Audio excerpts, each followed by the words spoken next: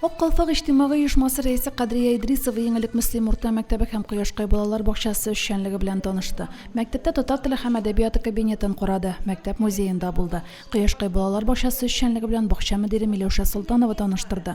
Бакча коллективы әзерләгән күргәзмә, күрсәтмә әсбаплар кунакларда суклану уятты. Мәдәният йортында райондашларыбызның кул эшләреннән милли күргәзмә әзерләнгән иде.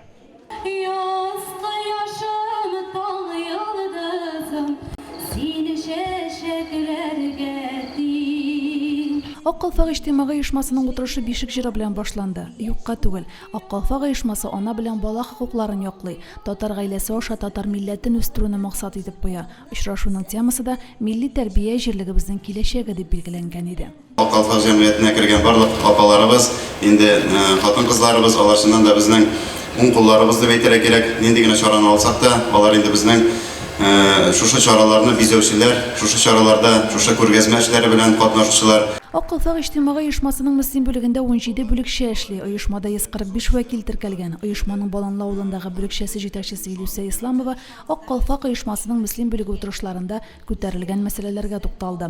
Мөслим лицейның директор урынбасары Алсу Латыйпова милли тәрбия бирү юнәлешендә башкарылучы эшләр, җирле проектлар турында сөйләде. Утырышка чакырылган кунаклар халык язучысы Габдулла Тукай исемендәге дәүләт бүләге иясе Фуат Садриев та фикерләрен җиткерде. Terbiye atmosfera degan söz.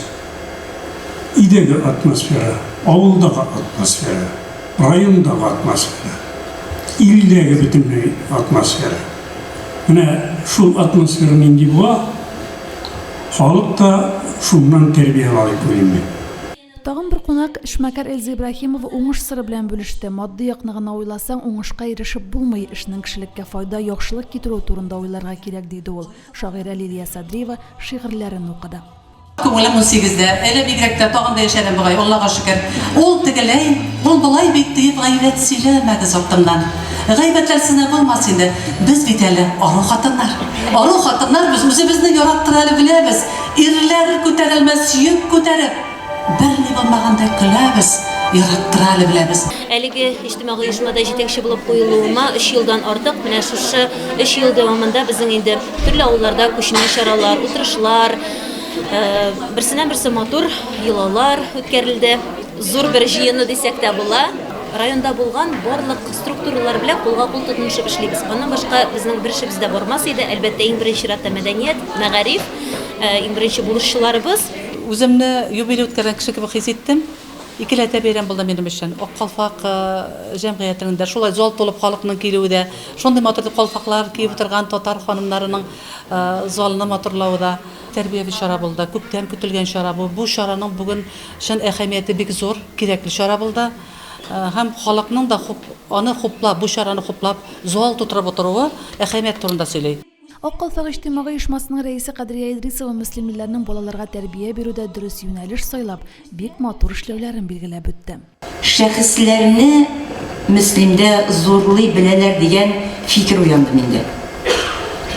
Үзеңнең шәхесләреңне барлау, шәхес итеп карый белү һәм үзебезнең киләсе буыннарга, бүгенге буыннарыбызга тапшыру. Моның әһәмияте бик зур.